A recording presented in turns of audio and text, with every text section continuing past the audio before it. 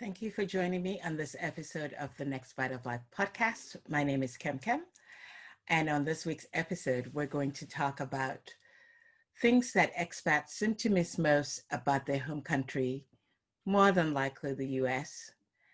A few weeks ago, I talked to a bunch of my friends here in Valencia, Spain, about what they miss most about life back in the US. And the unanimous thing seems to be the lack of 24-hour service here.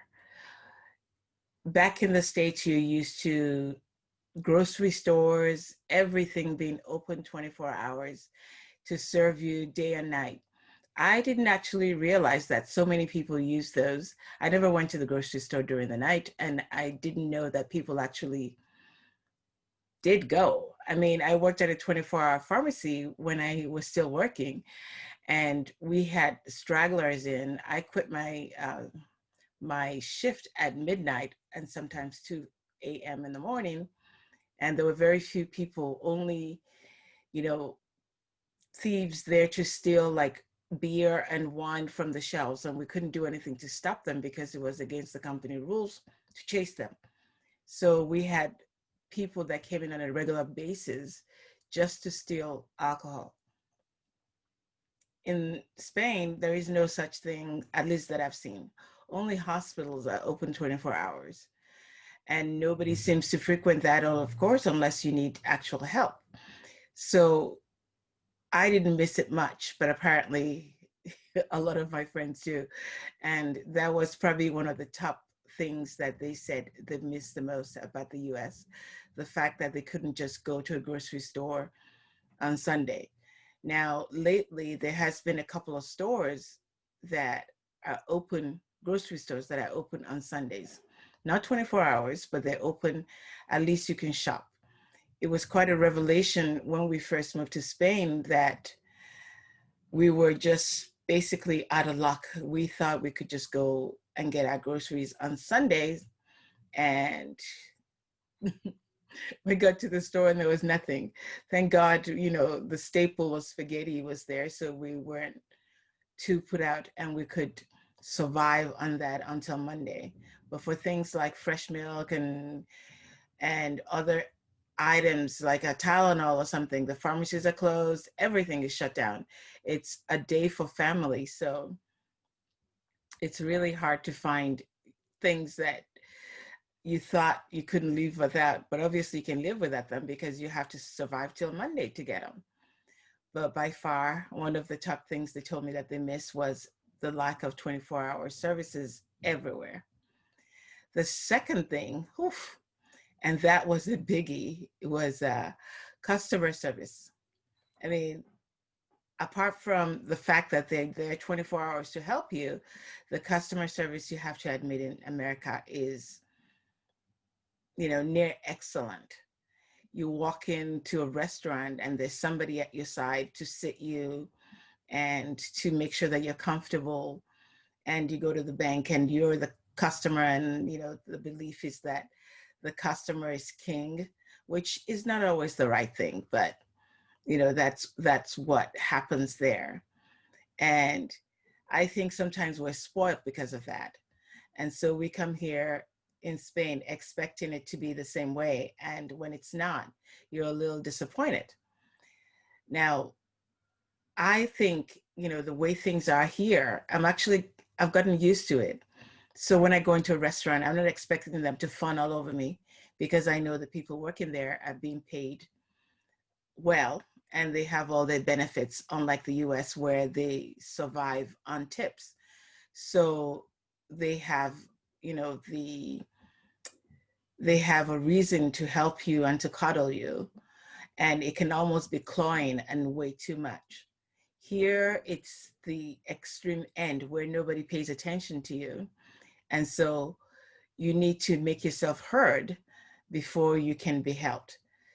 When you go to banks, for instance, you have to make sure that you know your place, because they don't have those ticket counters. And even places that have those ticket things that you could get from the counter, from the machine, don't work half the time.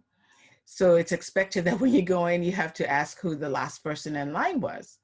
And so you have to remember your place, and then, you know, the next person comes in and asks who's the last person in line, and so on and so forth. So it can get a little annoying because you can't even relax because you're too busy watching to make sure that you don't miss your space, because there's no way that you just don't call out number 21 and you go up. So that's kind of like a huge adjustment, and you miss that. But like I said, being here after a few years now, I'm sort of getting used to it. So I don't miss it as much as I did, but I can understand the people that are new here wanting something different, and they think they're going to get the same customer service, and they're in for a big disappointment. One of the things that was mentioned along with the customer service is having to bag your own groceries. And I think Aldi in the US was already doing that, but Aldi wasn't in every corner of the world. So a lot of people, I know when we were in Texas and Los Angeles, we never had to bag our own things. So that was something, and I still forget a lot of times, even after all these years, when I'm standing here, my husband has to like prod me like, hey, don't forget to bag the groceries, and you have to bring your own bags. Otherwise you get charged for the actual bags. So that was a huge adjustment for me, and it's still kind of a continuing struggle. Now, I had some friends here from Romania last year, no, 2 years ago. And one of the things he lamented was the siesta, the stores being closed. Not that, you know, he wasn't even looking for 24-hour service. He was looking for just regular 9 to 5 service, which doesn't exist. The banks, most of the banks open from like 8:30 to 11:30 or 9 to 11:30. And they have such weird rules. You can't withdraw money from the cashiers unless it's over 600 euros. You must do everything at the ATM. I mean, it's just insane. I'm like, what bank opens 2.5 hours or 3 hours during the day? What do they do in there the rest of the time if they're still there? So that kind of like takes some adjusting to, if you're coming here and you sort of miss that. And, you know, trying to call customer service on the phone, whew, good luck with that. So, so it's something that I understand why, it's one reason why I always push my husband to be the one to go and argue with his people. So, so my advice is to send your husband to do that. After the customer service, I think the next biggest thing that everybody said was the lack of spices in Spain. There is no such thing. I mean, you go to a restaurant and you see a menu and it says, you know, it's got like 3 stars or 4 stars, like it's super spicy. And you think, whoa, yeah, okay, I could do that. And then you order it and you eat it, and it's like so bland, because what they consider spicy is so not spicy. It is not spicy at all. It is mild. I mean, when you're used to eating like Mexican food and, you know, other Latin American country foods, and you come here and you think, oh my God, it's going to be the same, because you sort of think, well, it's Spanish, so it should be close. And then you realize that it's not even close. It is extremely, extremely mild. So I actually had one of my friends who went back home and he brought back like almost a suitcase full of his spicy condiments because he couldn't live without it. And there are some Asian shops like that you can get like really spicy peppers from.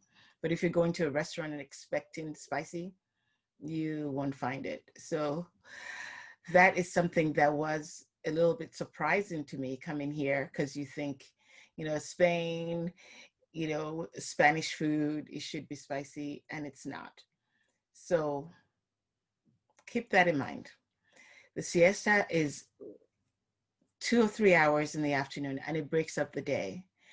And at one point it was probably a needed thing, but I think now the siesta is sort of like, it should be abandoned, but it's a very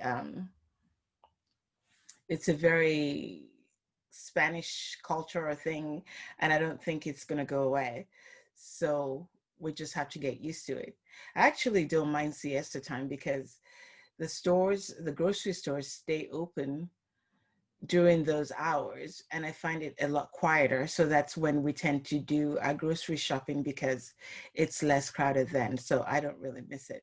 But I can understand if you have a kid, a young kid like he did, so they wanted to explore all of Valencia, but they couldn't because most of the things were shot in the afternoon, and his kid had to be in bed by 7 or 8 o'clock. So when life is just starting to happen, open back up in the city.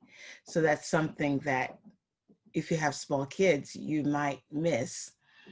And I think a lot of people with kids miss that. The other people don't miss it as much because, they're older anyway, or they can just go have a drink somewhere and chill. So it's not that much of a big deal. One other thing that seems to be mentioned a lot is the lack of hearing English all the time. Well, at least in a lot of a lot of parts in the city, you don't hear English. In the touristy areas and the expat heavy areas of the city, you of course hear English being spoken loudly, but other areas with just locals, you never hear any Spanish. And I actually like that because it forces me to exercise my brain and come up with words or come up with creative ways to like say what I need to say. So that's been so that's been an adventure. And I've gotten to the point where I really don't care if I lay my bums down, as I call it, because I will just say it as long as they understand me. I don't think it has to be correct. I always say things like, I I am doing this yesterday. And so, because I didn't know how to say I had done this.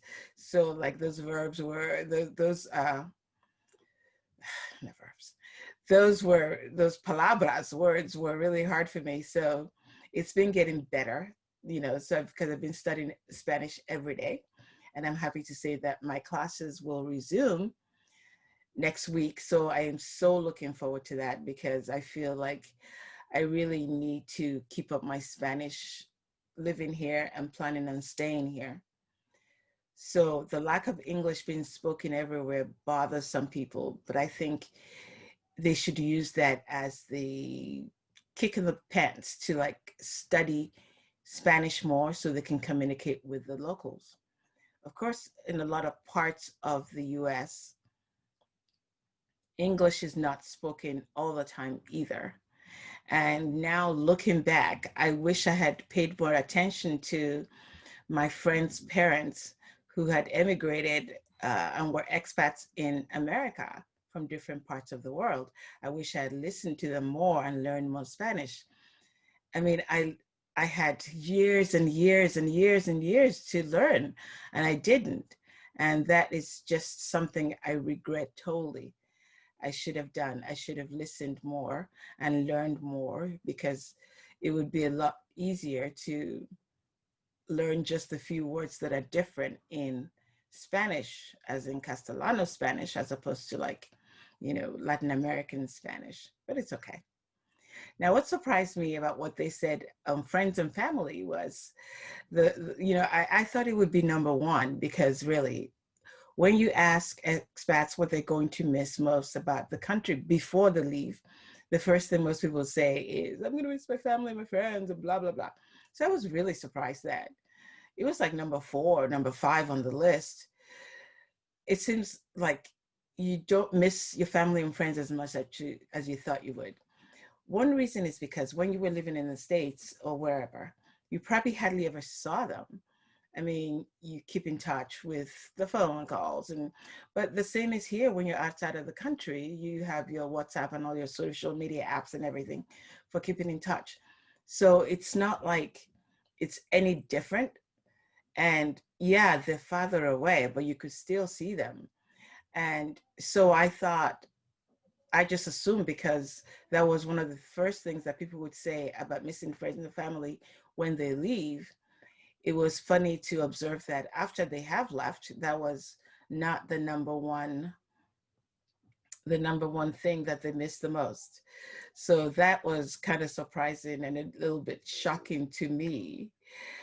Um, and I said at that point that you can pick your nose, but you can't pick your family because, you may not get along with your family. I don't get along with mine. There are some cousins and, I come from a huge family and it's impossible to get along with everybody. It's just impossible. And when I say huge family, I'm talking about a huge family. My father alone had 12 children. So you can just imagine, and he was one of 13. So just imagine how many first cousins and all that there are. So it's not like, oh, everything is all hunky-dory with everybody. So, and you're all spread out all over the world. So it's just hard to keep in touch the traditional way, which is seeing them face to face. So keeping in touch via Facebook or WhatsApp or whatever is actually a good thing. And I think it's just the way it is. And now post-pandemic, this seems to be what's going to happen. I don't think a lot of people are going to be getting together with their family anytime soon. It seems like this virus has changed everything. So I am thinking this is going forward. You're just going to communicate with them online and you'll see them rarely, just like you used to do when you're back home. Because think about it, even when you go visit your family after you've moved somewhere, you come back home for a visit, you probably see like, a couple and you see them for the first day and they're excited to see you. And then after that, it's like, oh yeah, welcome home, ciao, see ya. And they go back to their lives because, well, they can't stop their lives just because you're there. And I think that is what you should expect. And so even though I thought it would be number one, it didn't really, it surprised me, but it didn't really, I don't know how to put it. Anyway, I thought family and friends would have been number one, but c'est la vie. One of the things that they mentioned was the American holidays. I know for me, I miss Thanksgiving. It was just the one holiday I celebrated with my friends because we had a lot of people from different parts of the world who didn't have, Thanksgiving holiday per se. So we would all come together in my house. So my friend used to come down from Bermuda every year because, of course, being a British territory, they didn't celebrate Thanksgiving. So she would cook for everybody and we would have like lots of food and lots of drinks. And it was just our way of celebrating the holidays. And so people miss that because the Spanish, even though they have a ton of holidays, and I'm talking a ton of holidays, they're all like the traditional things that you couldn't really participate in. Like they were the, like, like Valencia has the fallas, they have the fallera outfits and you can drink some, carouse and go around, but it's not really your holiday. So you don't feel it as deeply as you would have felt something that was happening back in the States.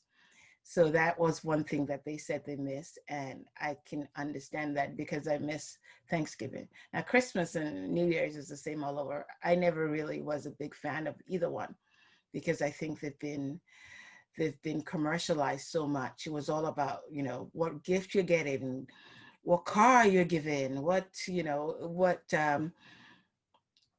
are you going to do to outdo your neighbors? What trip are you going to take? And you're bombarded with gift giving since like October or something. So it really, put a sour taste in my mouth as far as like holidays were concerned. So I've never been a big fan of them. So I didn't really care either way. And Halloween, I don't care for it either. And we're always the ones in the neighborhood without absolutely no decorations. And it was always funny. It was always funny because, we lived in like this big suburb, like in Houston, and everybody had their huge things on their lawn and everything. And we were just like, nah, thank you. And in LA, I'm sorry, I used to like lock my gate because I didn't want people coming up to my gate, and it was horrible. But, I don't miss it anyway. the last thing that they said that they missed was fast food. And I'm not sure why, because really, um, I'm sorry, fast food is something that they said they miss because it's we've got McDonald's here in Burger King, and they're coming. I think outside of Valencia, there's a Carl's Jr. coming, and I don't want them here. We've got like Johnny Rockets, Five Guys, and all this thing. So I don't want them to take over the Spanish way. They love it, like they love KFC and there's a Popeyes, but it just seems to me like they should just leave things as they are. I don't really think we need those American fast food places here. There's a Costco coming too. A Costco is coming. I'm sorry, I am sweaty, even though it's like nice and refreshing in this room, but menopause is kicking my ass. So I'm always hot sometimes. So just forgive me and go with it. Anyway, so fast food. I don't want any more fast food chains here. We don't need them, but they're here to stay, I think so. And there's a Costco coming to Valencia soon too. There is one already in Seville, and there is one in Madrid. I never was a big fan of them, even back there, except for like the margarita mixes, which margarita mixes doesn't exist in Spain, which kills me because margaritas are my favorite drinks, and I can't make them unless I try and do like, a bunch of limes and a bunch of lemons and make them myself, and a simple sugar or syrup. And it's just a whole lot of time, and I don't do it. But I don't mix. I didn't go to Costco because I didn't have to get like 1,000 boxes of toilet paper and all these things. So I don't miss that. But they're coming. But apparently the expats here do miss that. One other thing I have to mention, because that was that was my thing, was I miss the cleaner streets. Anybody who's familiar with the blog knows that it's something I talk about a lot when I write posts about Spain. The streets are not super clean, and the dog poop really bothers me. It bothers me on a level that's just insane. I don't understand how you can walk your dog and not pick up the poop on the street, on the sidewalk. It's just maddening to me. And I miss that. I miss that thing of the clean streets and, the taking care. I mean, people still do it, but not as much as they do it over here.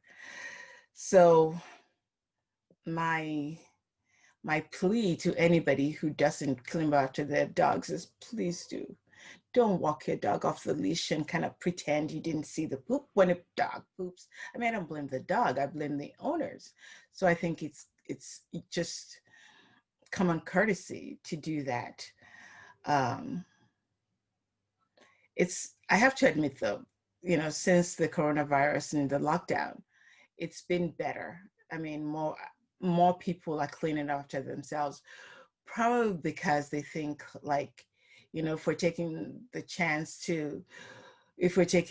precautions and we're wearing the mask and we're washing our hands, maybe, we can do that too.